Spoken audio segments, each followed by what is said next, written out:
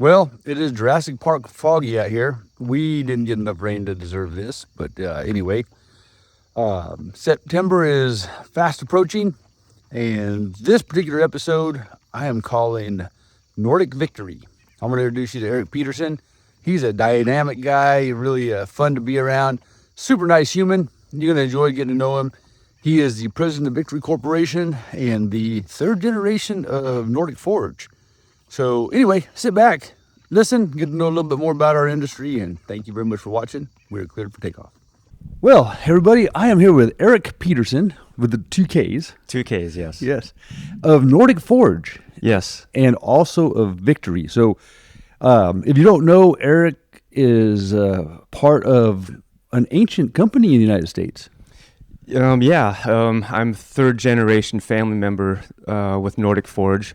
My grandfather bought the company in 1960, and then my dad's been running it. He still is. He's still at the shop every day. He'll be 81 this October. And so 65 years ago. Yes. And so your dad would have been 15 when he bought it? Like I think it was, my dad was born in 44, so... Yeah.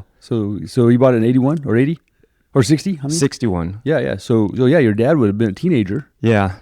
And so he's been there his whole career. He's been there for 55 years. And who did your grandfather buy it from? At that time, the name of the company was Original Enders.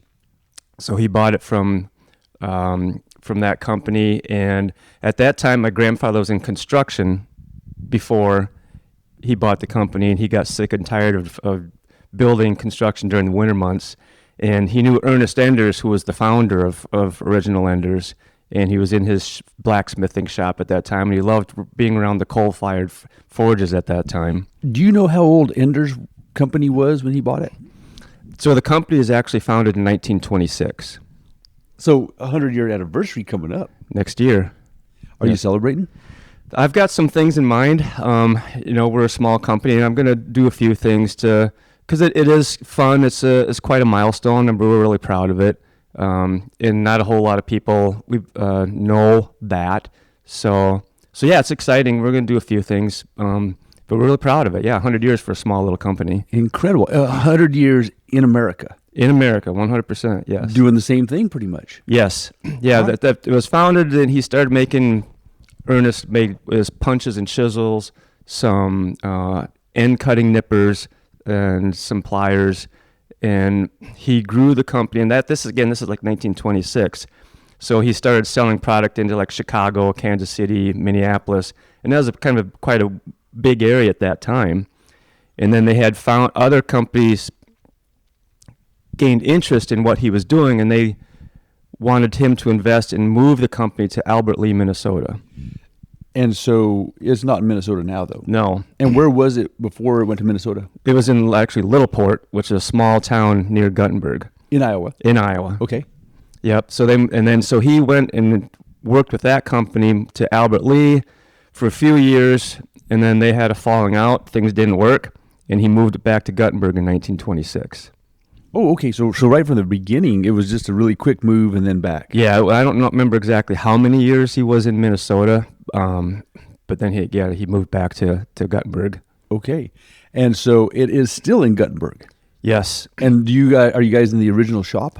No, my grandpa moved it just a block away from the original location. Oh, that's a big move, huh? Oh, yeah. I might have been back then. Might have had to do it with horse and buggy. He had an old, Dad was telling me a story when he was moving one of the forging bases, the foundation of the drop hammers, and he had an old tractor, and there was so much weight, the rims of the tractors left ruts in the street, pulling that base from down to the new location.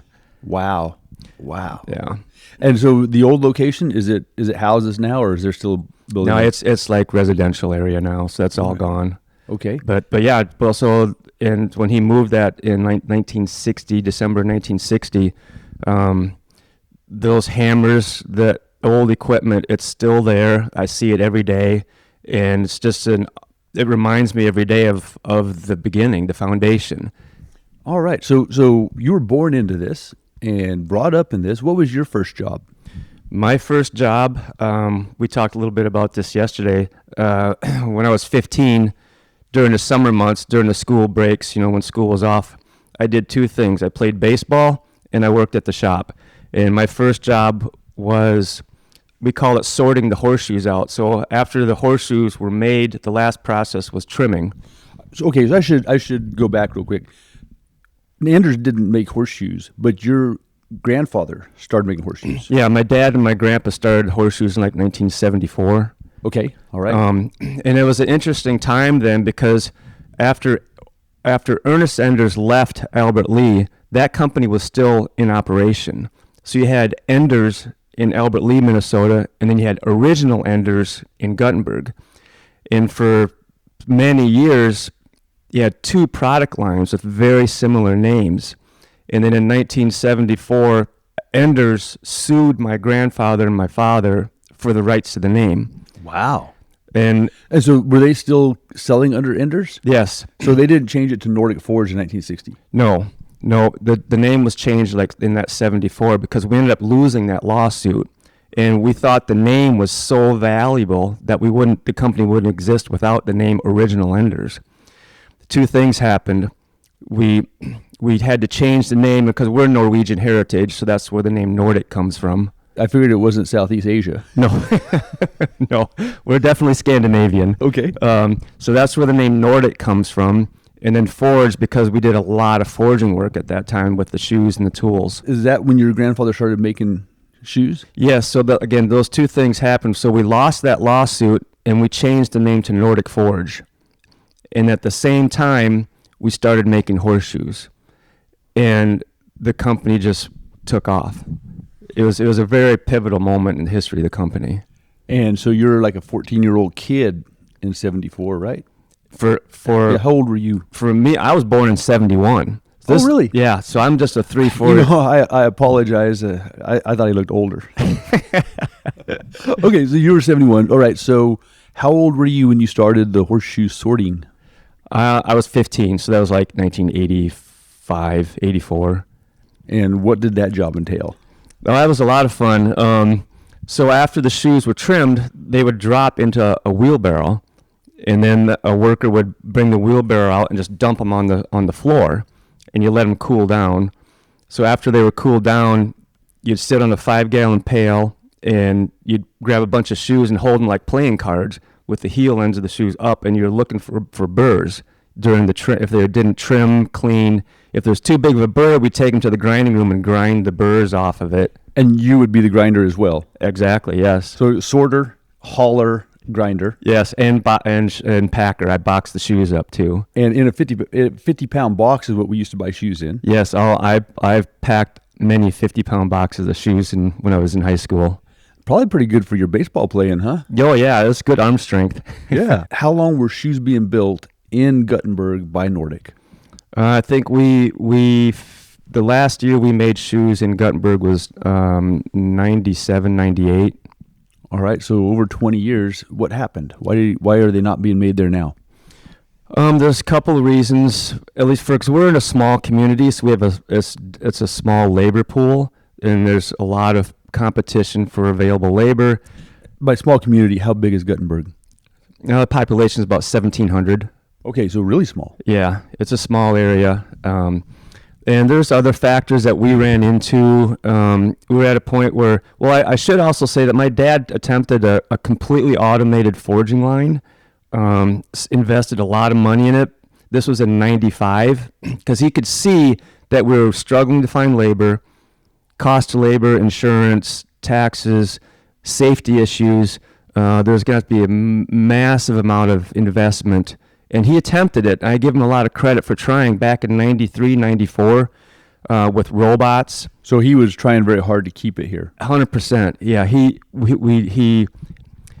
always told me that he fell in love with working with hot steel. And there's just something about the glow of the steel. So many of the people that watch this or listen to this are farriers, and they can all relate to that because, man, once you start forging hot steel, so my favorite color is orange, and I love a sunrise, I love a sunset, but I love a piece of hot iron. Yeah, he because he did it for 35 years. He forged big drop hammers, forging hammers, making shoes, nipper forgings, clinchers, hammerheads. He did it all for 35 years in big drop hammers, big drop dies, forging dies. Did you guys make your dies? No, we had that outsourced. We had a machine shop making the dies for us. That's an expensive part, huh? Yeah, it's that got very expensive, and they had to be, you need talent to make those molds and know how to program the machines. The technology back then was nowhere near where it is now, of course, like everything else.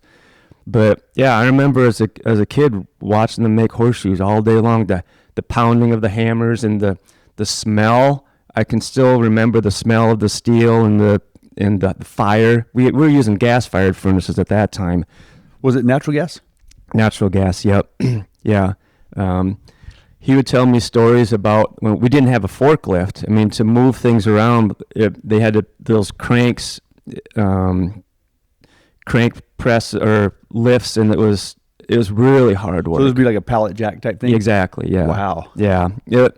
And he remembers when he first got back, all the shafts were on, all the motors, and they were run by belts off a single shaft, like you'd see in the old like Henry Ford pictures. And when a belt would split, he said they spent 6 hours out of an 8-hour day making repairs to get the machines running again. Wow. I was at one of the largest sheep shearing barns in the world in Patagonia, in the south part of Argentina. And I can't remember the numbers, but there was like 100 stalls where they would keep the sheep that were being sheared, and there was one shaft that ran the whole length of that, and so all the shears were being run off of one motor the size of, it was like a semi-diesel motor that was in the basement of this building, and so whenever that thing went out, you'd have 100 sheep shearers that were out of work for a day. So that there's a lot of memories because I remember because my uncle was actually involved back in the early 70s, and they're always trying to get my grandfather to get away from the line shaft and install individual motors per belt. And my grandpa said, no, that's not going to work. Well, there was a fire up in Albert Lea, and it burned the building down. My uncle went up there, and you could see the hammers. So it was exposed. You could see that it wasn't off a line shaft. So he took my grandfather up there and showed him, see, it is possible. It can be done. Then they came back, and then they started putting motors on. So he got rid of all that line shaft, and then they were able to increase their production hours per day. Just something like that. It's just... Well, and it stands to reason. If you have a choke point, and things really get choked, like the line shaft, then it seizes everything. So right, yeah. So you worked in this factory through high school for brakes and everything. Did you go to college? I did. So I graduated high school in 1989, and I went to a small college, liberal arts college in Decorah, Iowa, called Luther College. Did you turn into a Democrat? I stayed conservative. Okay, all right. So liberal arts college, and what did you study? It was a little bit of everything: arts, theater, biology, accounting, which I was terrible at. What did you want to be? Were you doing that to get back to the factory, or did you have other aspirations? I didn't really know exactly what I wanted to do, except I knew I loved business. I loved numbers, and... Did you have a chance of pro baseball?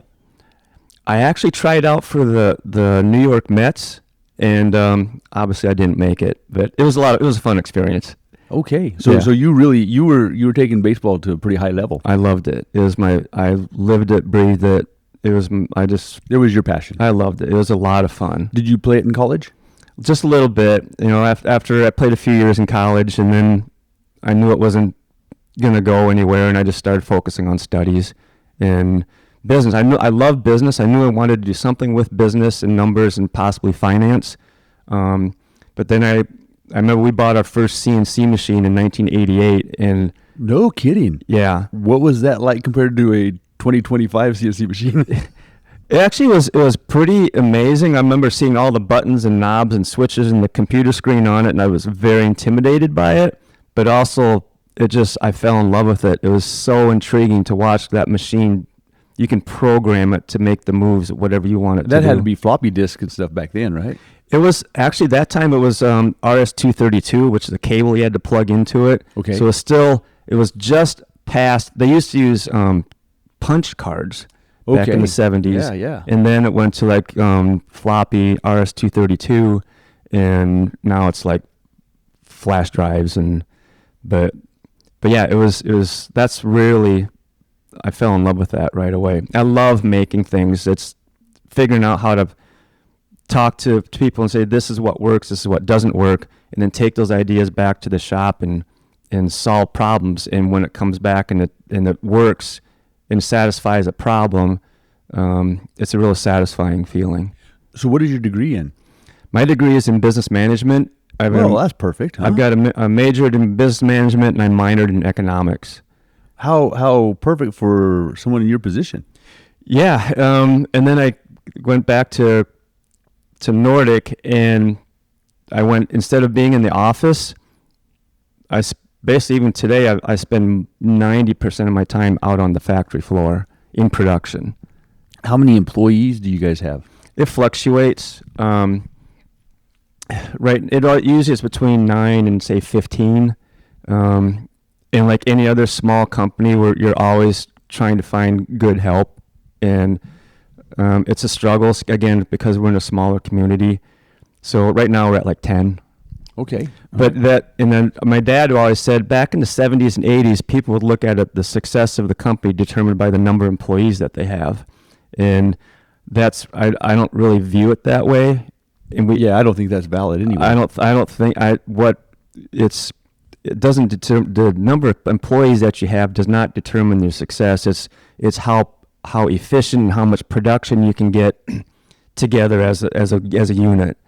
So that's why we're focusing heavily on automation and education, training, and like, this has been a great experience for me to get away from the factory and talk to Farriers, come to your school, visit with you and Cody and the students. It's so important. And I'm trying to do a lot more of that, is to get out to other clinics, other parts of the country. And this is where the data is. This is where the knowledge is. I mean, it's so immeasurable value for me to take back to the shop and make product tools that help the everyday lives of the farrier. Well, for many years, I'd even see your dad. We've always been friends, it seems like, for 30 years. I'd see you guys at trade shows, but only Convention and Summit.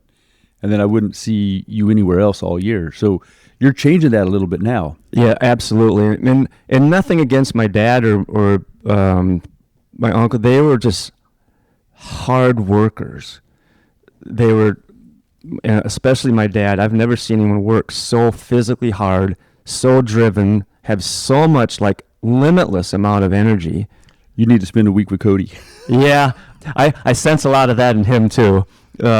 Some people just have that in them, that's ambition, that just drive, that never-ending energy. Cody, he's always had this gift where if he had 5 minutes, he could take a quick nap. So if you're driving to town, he'd just take a quick nap, and sometimes when he's driving.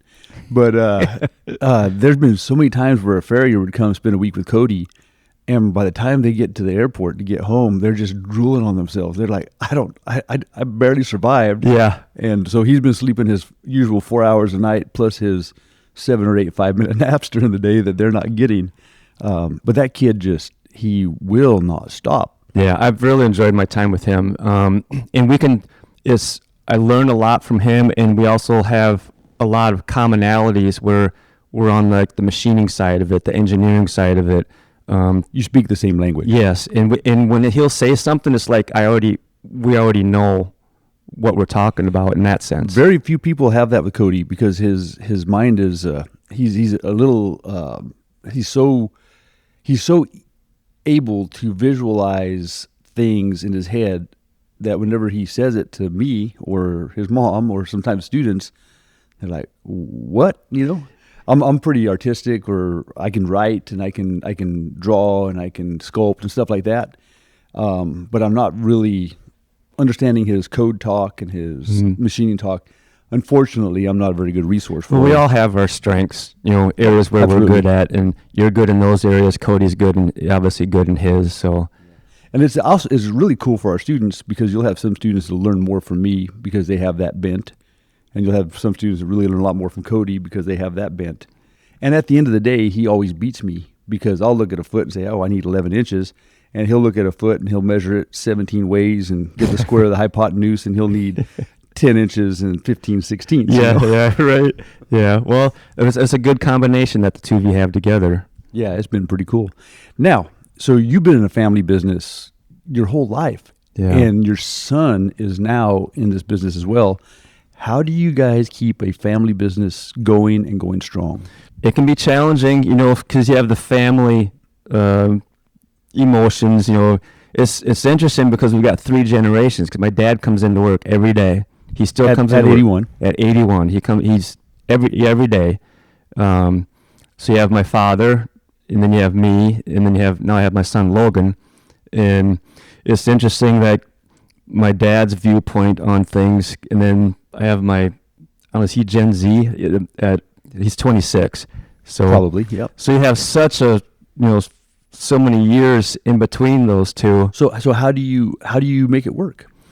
You some compromise, and then you butt heads once in a while. But you have a logic discussion. You look at the data and you have a discussion, and you come to a decision, and right or wrong, you make the decision and you go forward with it. And if you feel and it's sense that it's going the right way, you keep going with it. And if it's not working out so well, then you pivot, you adjust.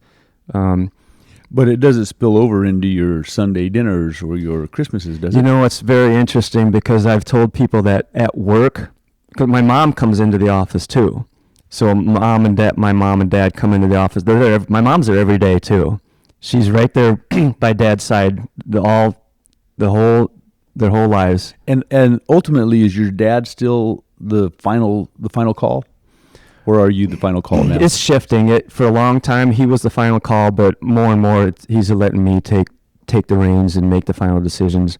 We're investing in I've got 2 big projects I'm working on right now, which is a lot of money by my view anyway. And in the past, it was all his 100% call, but he trusts me enough now. I've been at Nordic since '93 full time, and so I'm making those calls now and accepting that risk and making sure that the project is on task and comes to a successful conclusion.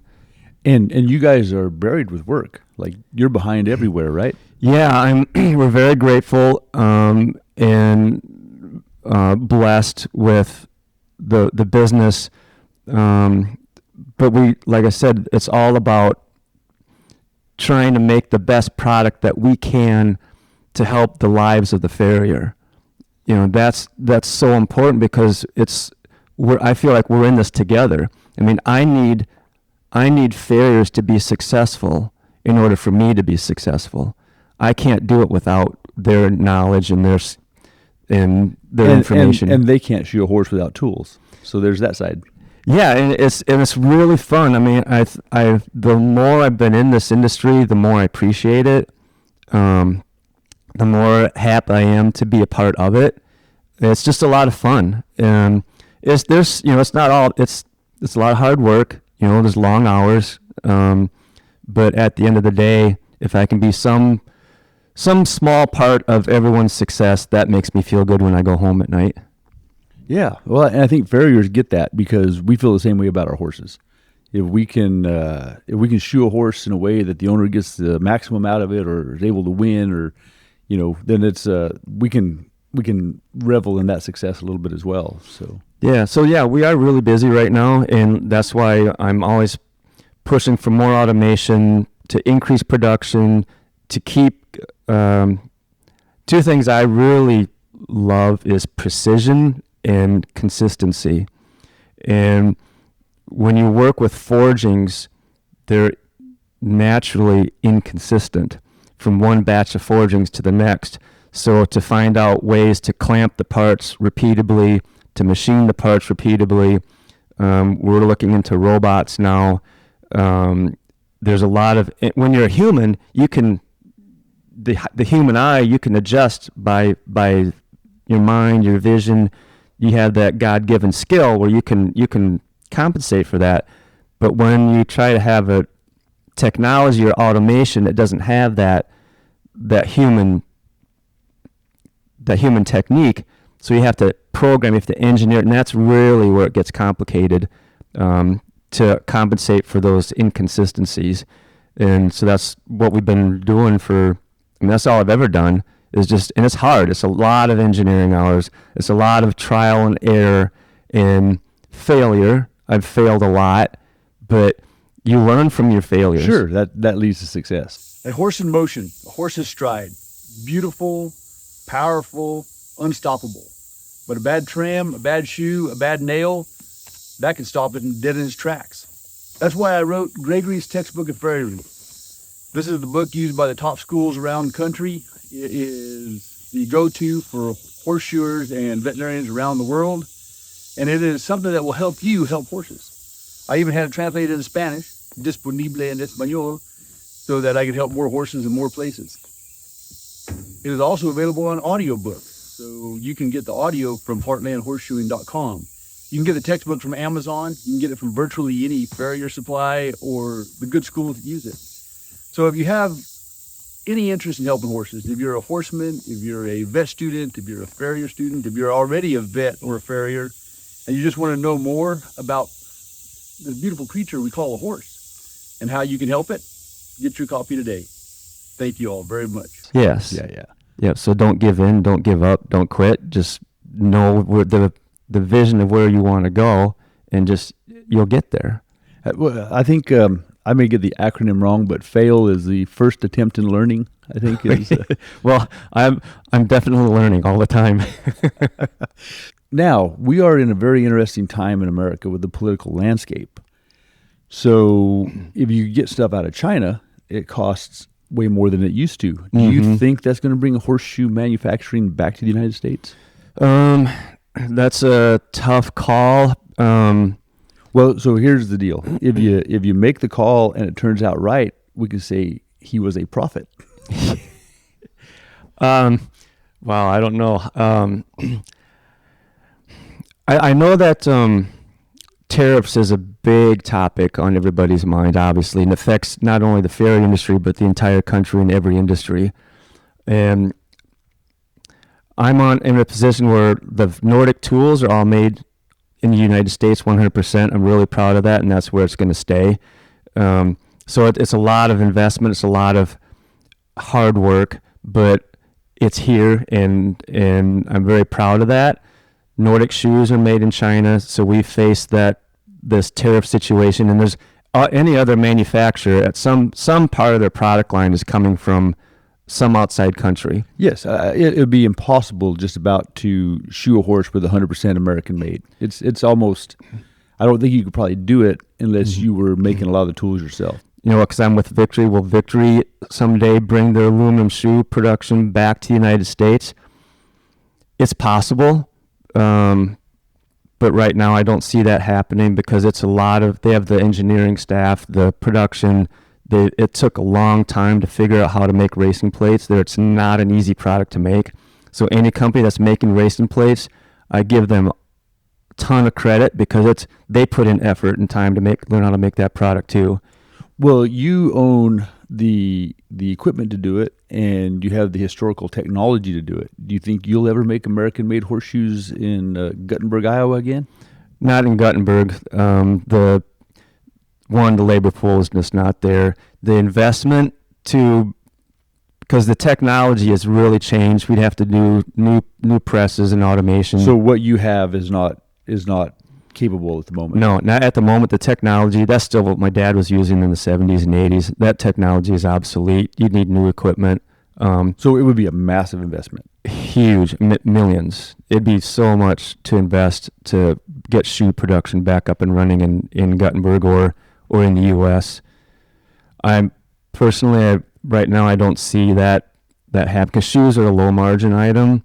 You'd have to make a lot of shoes to get a return on that Yeah, investment. so if you invest $1 million and you're only making 10 cents a shoe, it's really Economically, it's really difficult. Would I like to see that? Absolutely. Oh yeah, every American that's watching this, every American that shoes a horse, for me, I will spend extra to buy something made in America if the quality is there.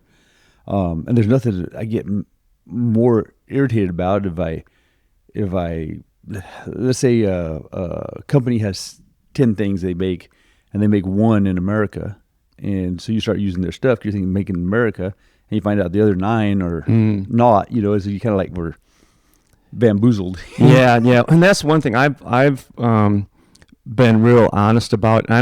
I sleep better at night knowing I've been honest with people. Of course. So when all the Nordic tools, they're all made in the U.S. So the steel is U.S., the forgings are U.S. We machine them, heat treat them ourselves in Gothenburg, and like. Do you guys do that in-house? In-house, yeah. Wow. Yeah, we heat treat all of our nippers, clinchers, it's all done in-house. And are those induction heaters, or do you guys have a slurry, or how do you do it? We have two styles. We have electric or induction heat treat, and we also have we use a gas-fired heating method with oil quench. Very cool. I didn't realize that. Yeah. You know, currently Cody's making my hoof knives. So I guess I should point that out. You were the main distributor of Frost hoof knives in the United States for. Yeah, my dad started bringing in the Frost hoof knife in the 60s. Yeah, so forever. And then they added the Chris Gregory knife. Mm-hmm. And ultimately they quit production in Sweden. So we bought all that equipment, and now Cody's making the knives, but he still has to send the blades to a heat treater. Okay. Because did you ever visit the factory in Sweden? No, I never did get a chance to go there. They had an assembly line heat treating for the blades, and they went in on one side as a blank blade that was already ground, pre-curled. Everything was ready, and it went through this. It was about 60 feet long conveyor belt, and it would come out the other side heat treated, and then my blades went from there into a cryo freeze. And so we found a place that does it, and it still goes into the cryo freeze, so we can get that extra. I think you get an extra 1.5 points Rockwell or something. Nice. Okay. It's worth the expense, but that one machine was like $500,000. Yeah. It's amazing what's out there, what's available. But yeah, I think it can get pretty pricey. Yes, yeah, and if it's not enough margin in the product, like you said, a horseshoe. Yeah. If it's a low margin item, and yeah. The other thing too with horseshoes, you know, when my dad was making shoes in the 70s, 80s, 90s, he just had one style line of shoes, just a generic shape, triple out through 3, in the plain, heeled, and tone heeled. And that's it. That's what he made. That's all that was available. And until it was I started shoeing in '87, and sometime in '88 or '89, I went to a contest and they had pre-shaped shoes, and I was just floored. I was, what an amazing thing. I think it's been really good for horses. I think it's been bad for the skills of the farrier. So horses at least are getting shoes, fronts that look like fronts and hinds that look like hinds. But a lot of farriers have sacrificed their skill by letting the manufacturer shape their shoe. Well, you can see it when you go into the supply houses, all the different styles, shapes of shoes. There's like 350 styles. Did you know that? No, I didn't. I knew it was a lot. I didn't know that number, though. Yeah, and I think it was. I think there's 31 companies in the world, and 350 styles of shoes is the last number I heard. Wow. Yeah. A lot to choose from. Went to a trade show in Italy, and they had... maybe it was Double S that is making some aluminum shoes, and they were so one-off. You know, if you were to stock all the inventory, you'd have 800 pairs of shoes. You know, well, that's that's amazing what that technology that's available now. If you're machining the shoes or forging them, the technology allows companies to, if they're willing to invest in the equipment to make all these specialty type shoes in a fairly quick amount of time. Yep. But back then, when my dad was making shoes, that he was using those board drop hammers, gas fired furnaces, and CNC machines they were just coming out. So I remember going to the shop that was making our dies. It was in Rockford, Illinois, and they were just an old company with old manual mills, and how they were making the dies at that time, they had really had to be talented and know how to operate those machines. And it was really slow. Took a much longer time to make a mold then. And absolutely required a human operator. 100%. With experience of a lifetime. Right. And then even when the dies were done, they would manually, with sanders, polish to get it smoothed out, where you not only did it have the machine it, but then you had to have that hand skill to kind of polish it because in when you're forging steel and dies, if there's a place for that material to get caught into the die, it'll stick. Right. So you can't have those sharp corners. It's got to be kind of blended in draft angles, and they did that by hand. Most of it. It's amazing. It is amazing. But that skill, that craftsmanship is gone now, mostly. So now all of that is you try to put that skill into the engineering side of the technology and the equipment to still have the end result of when a human operator would do that by hand. Yeah, it's kind of interesting with your family having this business for so long, the amount of changes that you have been able to witness. And it's still, if you come up to the shop, it's still there. The hammers that my grandpa moved in there in the 60s, they're still there. And then in one part of the building, and then in the other part of the building, we've got CNC machines that are state of the art and computer controlled and fourth axis.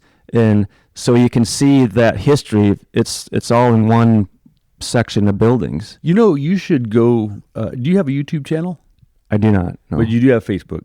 I do personal, but not business yet. You should walk through your shop and just do a little video for the folks that are still proud of America and American made, and say, hey, this is where it started. And it could be a 1-minute video. You go, well, I don't know how big your shop is. Maybe it's a 5-minute video, but walk from one end to the other and show that to the world. I have to admit, one of the weaknesses that we've been is on the sales and marketing side and promoting.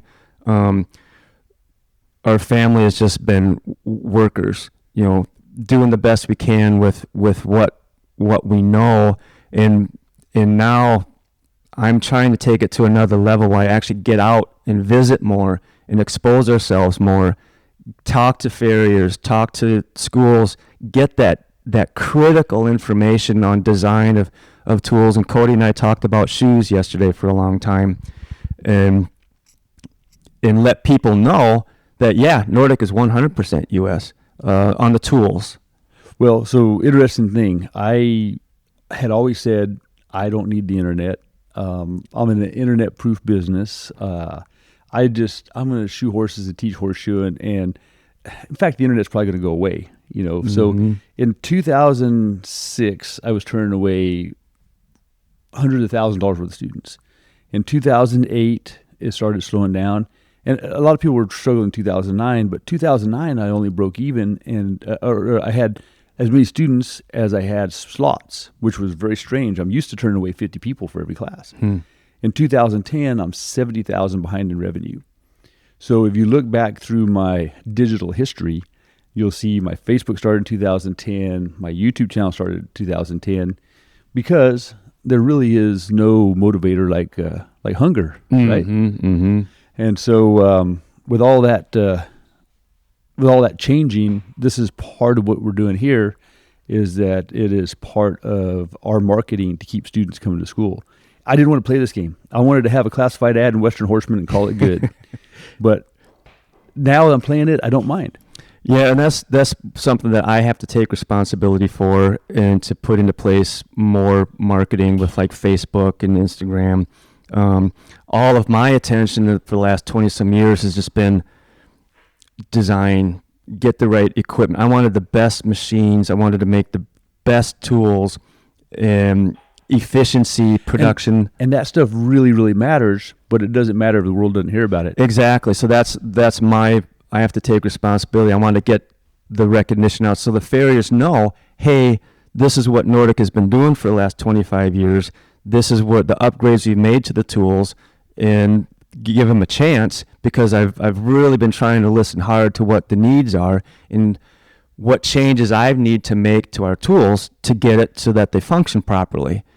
So, and then now I'm trying to get that word out that this is what's been going on quietly behind the scenes for 25 years.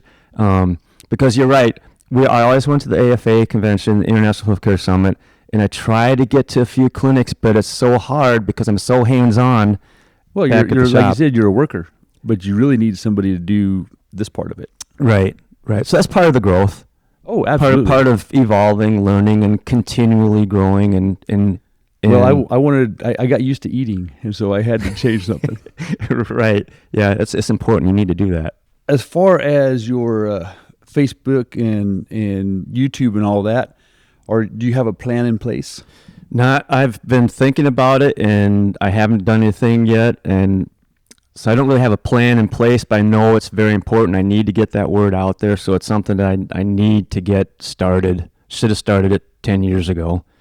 But anyway, better late than never, I guess. They say the best day to plant a tree is 20 years ago, and the second best day is today. There you go. Exactly. So yes, I definitely need to do that. So I have a digital marketing company, small company in a small town near Guttenberg, and there's actually someone in Guttenberg who does some of that. So they've been reaching out to me, so I need to get in touch with them and get something started. Okay, so you may hire that from an outside company. Yeah, probably an outside company, because again, we're short-staffed right now. It's just the way it is, and I'm always searching for always looking for that next good person to help me out.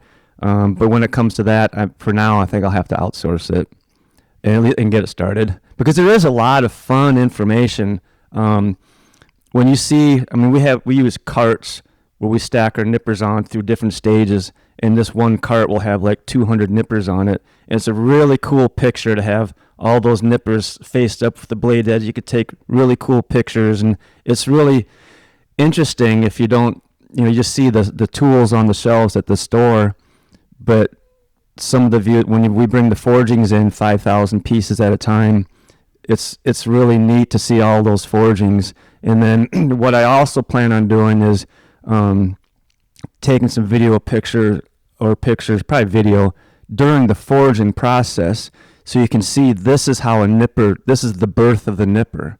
So it sounds like you have lots of plans. You just really need to... I need more time. Well, who doesn't, right? You can sleep faster. Yeah, right, exactly. So what time do you get up in the morning? 5:20. 5:20, not 5:19, not 5:21. That's it. Okay. 5:20. And what time do you go to bed? 10:30, 11. Oh, so pretty late. Yeah. Are you productive at night? At night, I have meetings at night twice a week, and then a lot of times after work, I like to exercise. I think that health, obviously we all have to have health. So you are productive in the evening. You're not just playing video games till 11 and going No, to bed. I don't really watch much TV. Okay. No. Right. So I usually get done at work at 4:30, and depends if there's a truck pickup. Sometimes they don't get there till 5. You make the sacrifice. You stay late because it's business. You want to take care of business. But after work, that's when I try to work out, at least for an hour.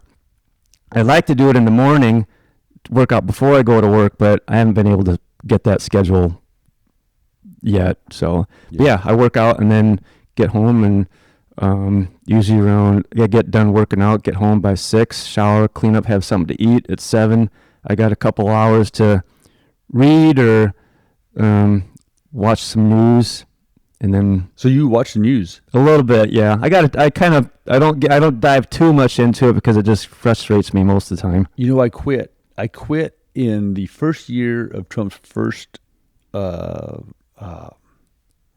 his first job, his first term. Okay. And I haven't watched any news since, unless I'm in an airport or. I used to be house. really bad at that. I used to watch news from when I got home at like 6. I'd watch it till 10 o'clock, and I just get so frustrated and tense and stressed, and it was not healthy for me. I can't watch. There's nothing. I have my views, my opinions, but I want to focus on what I can contribute Absolutely. to. And to bring that drama into my life when I didn't need it was just ridiculous. So since I quit watching the news, man, it's been really good for me. Yeah, I've really slowed down on that part of it and just focus on life. I mean, trying to do good for work, good for people, the employees that work with me. What time do you have to be at Nordic every morning? I get to work about 6:15. So you're up less than an hour and you're already at work. Yes, How far do you live from work? about 5 minutes. Okay, so close enough. Yeah, thankfully it's real quick, and I'm usually the first one there. Opening doors, turning lights on, getting the machines. I want everything ready so that when the workers come in, they're ready to start producing. I don't want to wait till they get there, then start turning machines on. It's all about time efficiency to get as much done per 8 hours as possible with the fewest number of people. Well, here's a life hack that I've used for, I think it's a Gregory man thing too. My grandfather, my father, my brother, Cody, we all tend to get up early. But I heard it broke down by this guy that was talking about the math on it. So if you get up 1 hour early every day, that's 365 hours a day that you gain. And so 365 hours, there's 24 hours in a day. So 240 hours would be 10 days. 365 hours, let's call it 2 weeks. Okay. And so, and if you get up 2 hours early, you gain an extra month of life every year just from that. And for me, I'm not productive like after 6, after 7. I can do stuff, but I can't do it at the same brain level as I can. So I am very happy if I'm in bed 8:30 or 9, but it's hard for me to stay in bed past 4. So I usually wake up around 3:30. I get up, I answer my emails. I get so much done. Mm-hmm. And have you seen my textbook? You haven't seen it? No. All right, I'll show you today. When I wrote that, I got up every morning for 16 months at 2 a.m.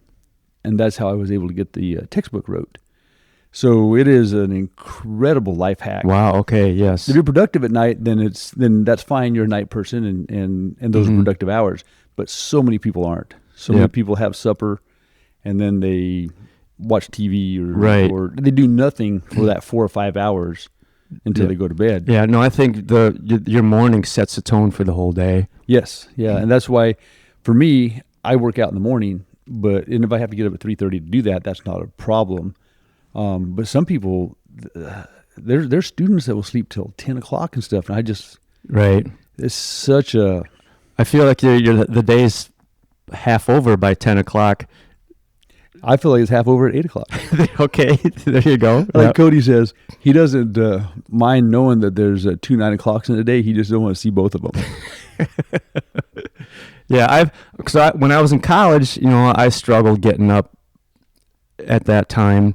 But then as I've gotten older, I've just gotten used to that because I want to get stuff done. I got work to do. I got goals to achieve daily, weekly, monthly, yearly, 5-yearly.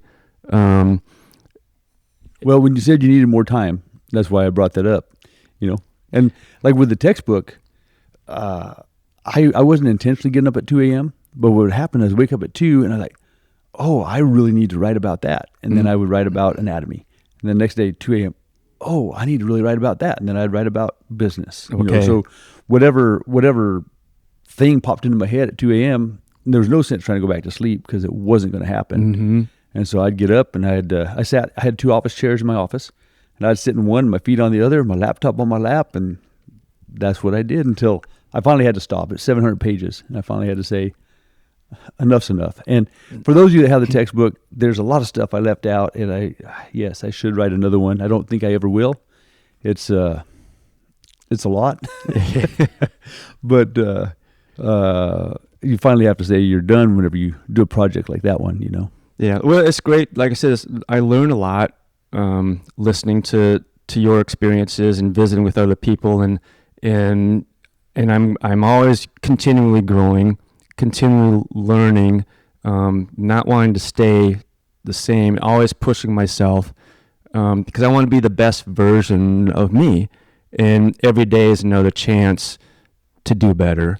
What is your goal for Nordic in 10 years? Where do you see it?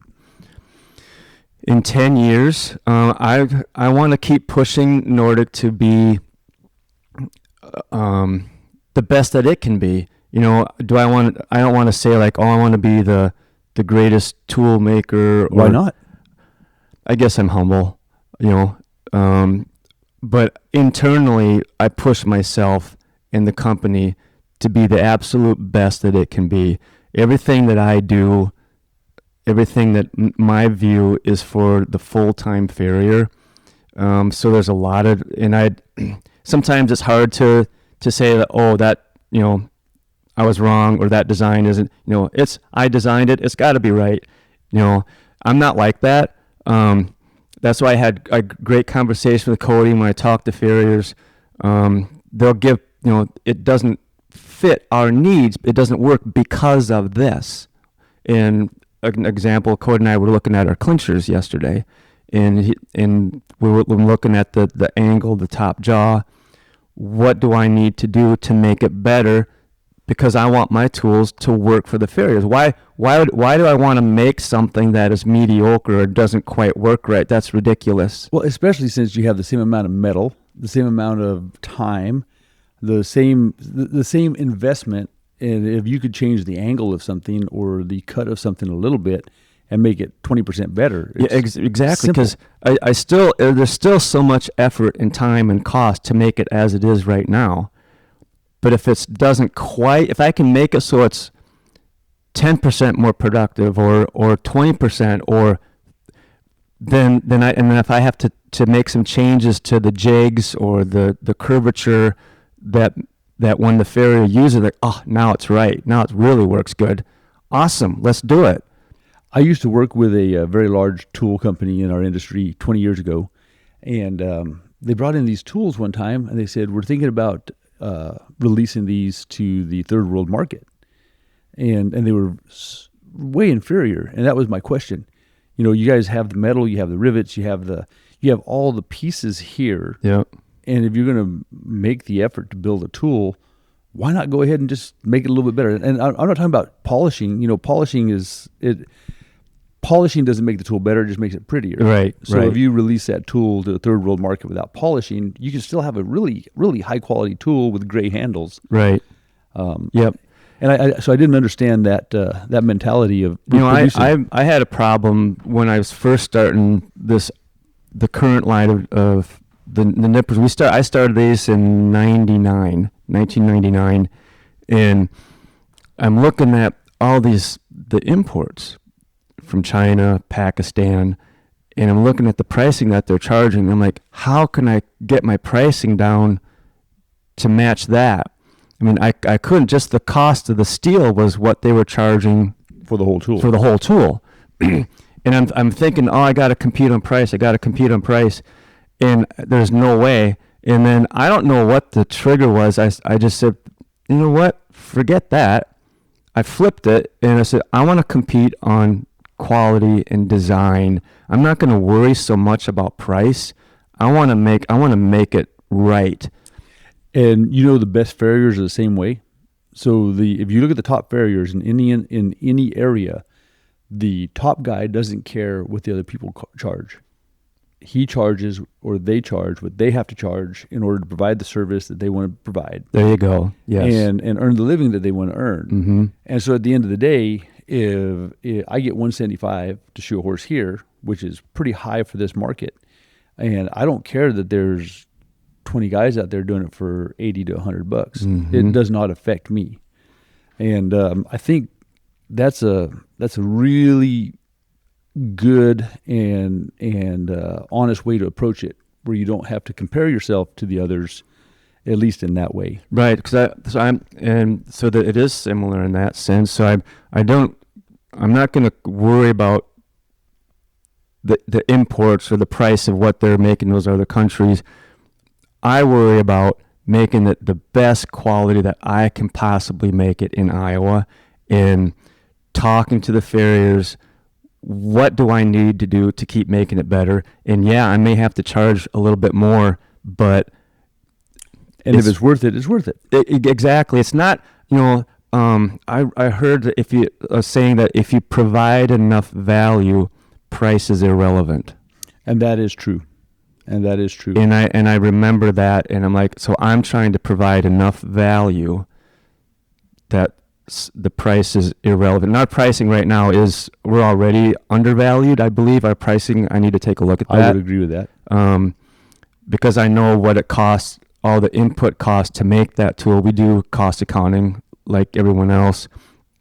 And my dad and my grandpa they've influenced me because they never like to take price increases, always about price. And maybe that was a mindset back from the 40s, 1940s, 1950s, because my grandpa was lived through the Depression, so that affected that whole Absolutely. generation of making things last forever. My grandma would have holes in her shoes, but she'd cut out cardboard and put it in the shoe to make it last longer. That's because there was a really difficult time in the history of this country. So that mindset kind of carried over from... Yeah, and I guess that is one of the dangers of a family heritage business. Yes. In that a practice like that can become dominant. So I'm trying to change that.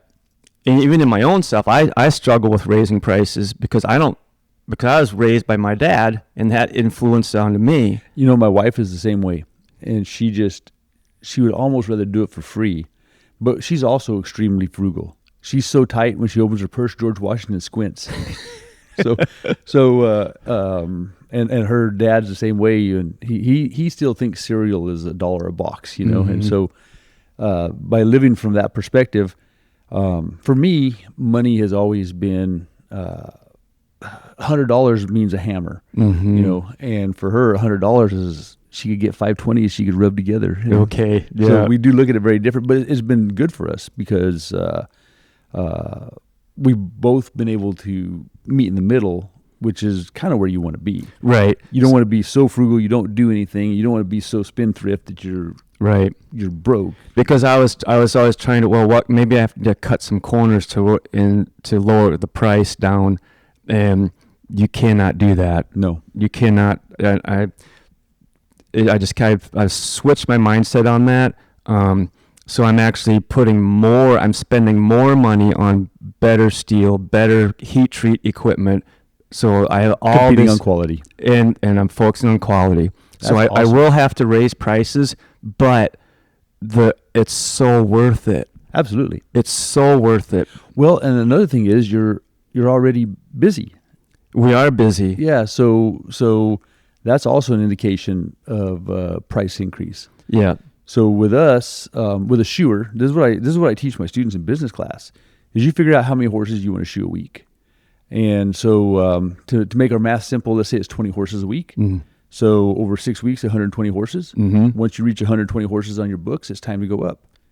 And so whenever that next customer calls, and let's say you're getting $150 to shoe a horse, next customer calls, yes, ma'am, I'm happy to do your horses. By the way, I get 165. Okay. And then at that point, all the customers, the 120 horses that you already have, go up to 165. And you just gave yourself a 10% increase. Mm-hmm. I see. And if you happen to lose 10% of your business, you're actually making more money because you're doing 10% less work, really. Yeah. For the same amount of actual dollars. Okay. But it almost never works that way. You go up to 165, you tell these 120 horses, and all their customers say, okay, well, that's not that bad because you do a good job. Mm-hmm. And so now instead of 120 horses, you have 122 because of that one customer you added. And so that's how you continue to progress. So I think my school is probably the most expensive in the country, but I am trying to appeal to the person that has the drive, the desire, the goal-oriented mentality, and they're here because they're willing to put it all on the line and work extremely hard to get to a certain level.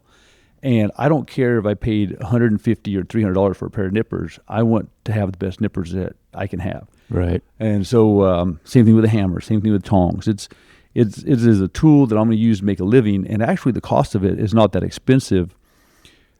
My tuition is $25,000, and very soon my graduates are having $1,000 days, And 2 years from now, they look back at their tuition and they think it is dirt cheap. Yeah. And if I have a $300 pair of nippers, if I can do 300 horses with that, it only costs me $1 a horse. Mm-hmm. But I'm more likely to be doing 3,000 horses with that. Yeah. And then it's only 10 cents per horse. It's a cheap tool. Mm-hmm.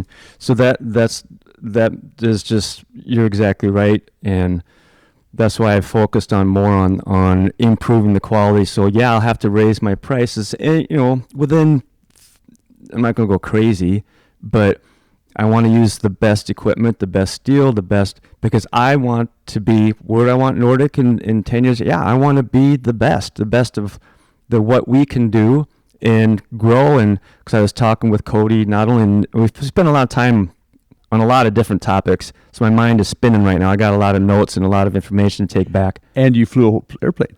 I flew an airplane.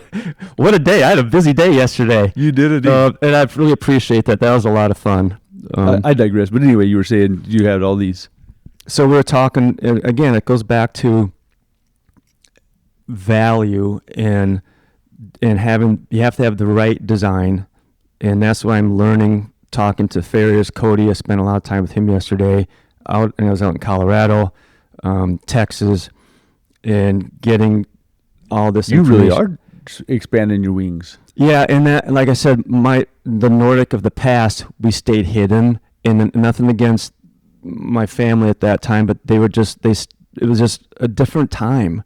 They just hands-on working every day and not really getting exposed and going out and visiting. So I'm trying to do both.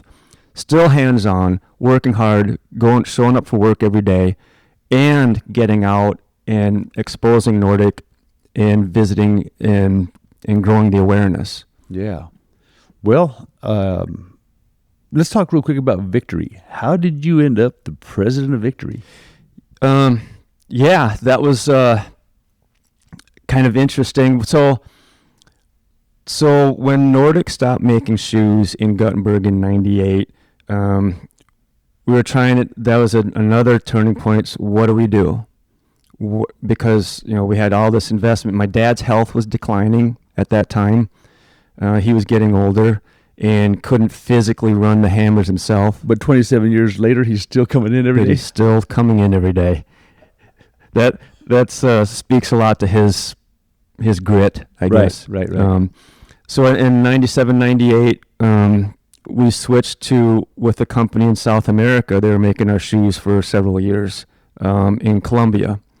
And that eventually played out, didn't work. And so in 2000, we were thinking of bringing it back to the United States at that time. And even then, the investment, the people, it was just more than we felt it would be economically feasible.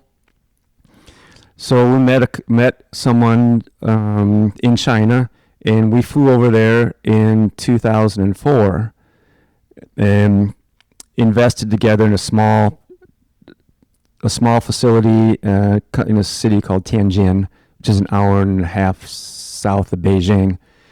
And so we just started to make a facility there, invested, and struggled. It was a headache. I was going to China 4 times a year.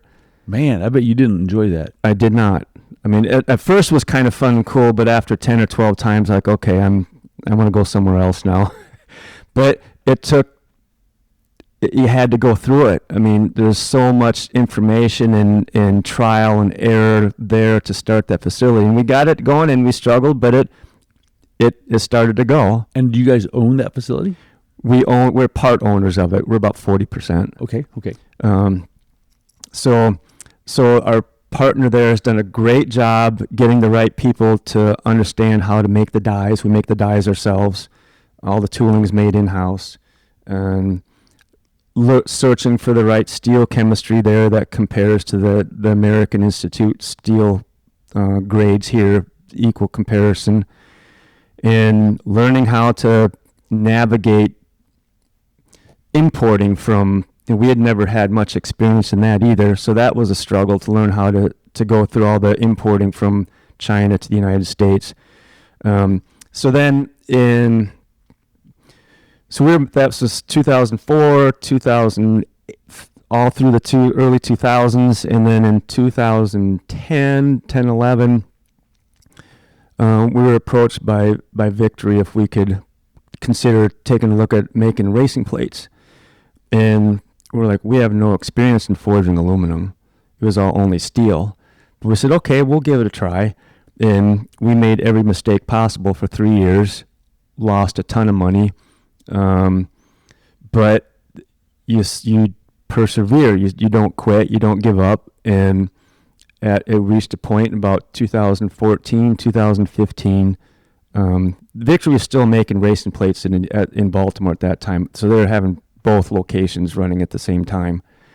And so I I'm really proud of the facility in China. They've done an excellent job. They make a really good product. And I told them, if you're going to do this, remember precision and consistency. If I'm going to be a part of this, I'm not going to be part of anything that's inferior. It's going to be on par with any of our competitors. I don't care where on the planet it's made. I want to be the best. And I said, if we're going to do this, this is how it's going to be. Otherwise, I'm out. And they said, okay. And I got to give them credit. They've done a tremendous job. So our partner at the facility that we're part owners of in Tianjin, about a year ago, Victory, I guess, came up for sale. And they offered it, I'm sure, to other companies. And none of the deals went through. And our partner, they approached Nordic, and Dad and I, we're focusing on we're Nordic. So we didn't want to be part owners of the Victory Racing Plate Company, but my partner wanted it, so he bought it. Okay, so you already had that relationship for the last 10, 12 years. Yeah, so the investors who bought Victory, I've known them for 15 years. Okay, all right. Yeah, and I've seen the racing plates.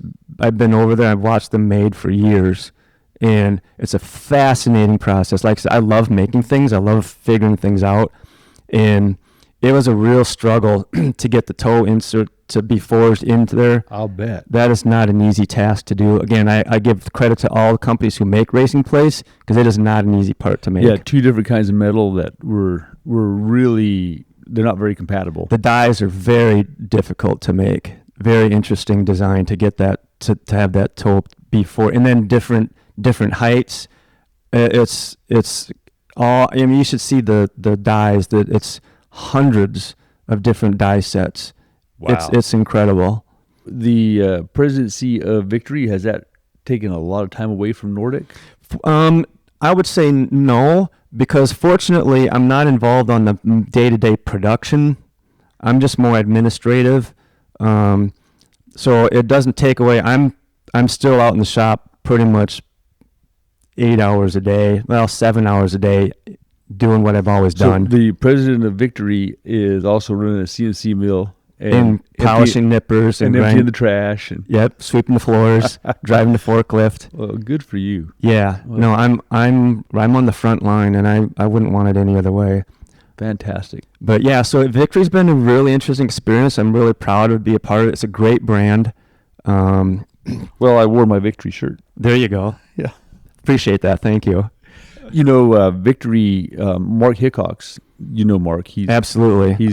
I'm very grateful that he's part of the company. I lean on him heavily. Well, he's a Heartland grad and a brilliant man.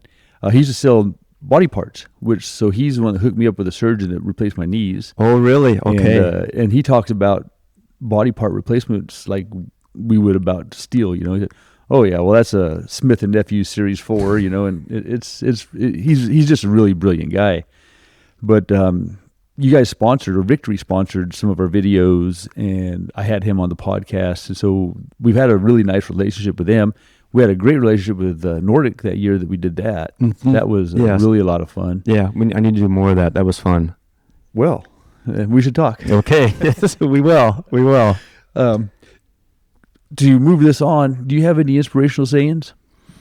As far as inspirational sayings, the one thing that I always tell myself is that when I go into something, I don't want to be mediocre. If I'm going to go into it, I'm going to give it everything I've got. So I don't wake up in the morning at 5:20 and say, man, I can't wait to go into work today and be average. I want to go into work and be the best that I can possibly be. That's awesome. Every day, every single day. Yeah, I don't think even the bad farriers, they don't wake up and say, man, I hope I can quick a horse today, or I hope I can, do poor. So it's that's fantastic. If you're going into it, give it your all. So you got to try next week getting up at 4, getting in the cold plunge, and say, yeah, you mentioned the cold plunge. I'll have to give that some thought. I mean, you're Norwegian. Now, right. I think you guys developed the polar bear plunge, right? Yeah, well, I'll have to, I'm going to have to give that a try. Do you have a sauna? I do not have a sauna. Oh, man. Oh, so I've got two things now. I need to get a sauna and the cold plunge. I need a sauna. I need, but the time issue, the cold plunge takes 6 to 8 minutes, but sauna, to do it right, you're going to have like 20 minutes. And to find another 20 minutes in my morning would be hard. Yeah, but morning time is still the most important time of the day for me, because like I said, that sets the tone for the whole day. There's sometimes like on a Saturday when I'll sleep in till like 8 o'clock or so, and I'm like, oh my gosh, I've wasted so much time. If I sleep in, I get a headache. So it's I have a very physical reason to get up, and I don't know if it's I get dehydrated more. Okay, yeah. Or what? But Yeah. man, if I happen to sleep till 5 or something, I end up with a headache, a pretty good one. I've gotten to where I feel not right if I sleep in too late. I'm just a morning person now, and I just there's so much I want to do, and to get started in the morning, that sets the trend for the whole day. And then, like you said, in the evening time, I don't really do that much. Well, you do. You're working out at night and stuff. But like that. oh yeah. So, but as far as like vegging out on the couch and watching TV, that to me is boring. I like to read a book. So what do you like to read? I like history. I'm reading like important historical people like Napoleon, Churchill, Reagan. I just want to learn about. So you're reading biographies. And I'm an engineer. I like machining magazines and technology. You're not reading novels. No, I don't really read novels. It's history. I like to, we always can learn from the past, and technology. I'm fascinated by machining, making metalworking technology. Well, that's awesome, since that's what you do. Yeah, I guess it's what I enjoy. So. Excellent. Well, Erikk, I've enjoyed getting to know you more, and I'm sure the people watching are going to be inspired by you. So I think Nordic is in good hands, and Victory's in good hands, and I'm so excited you finally came down. Yeah, we've been talking about this for a while, and then for probably pre-pandemic. So we're probably 7-8 years that we've had this conversation every year at convention or at Summit, and I'm glad you finally pulled. Every morning I look down the driveway. Is Erikk coming? Well, I appreciate for your hospitality. It's been fantastic, and it's been a great experience, and I'm so glad I came to see your school, to visit with you and Cody, and to. Are you going to start flying? I admit I got a little nervous when I was up there with Chris, and he said, "Okay, take the plane," and I'm like, "What?" I just wanted to go for a ride, but I really appreciate that. And you did good. You turned around, and you did a good job flying. Well, there too. I mean, it's data and experience. I think if I take some lessons and get a little more comfortable with it, I was pretty nervous at first, but. We'll see. Yeah, I should have closed the screen door. You'd have felt better. Yeah, that would have helped, I think.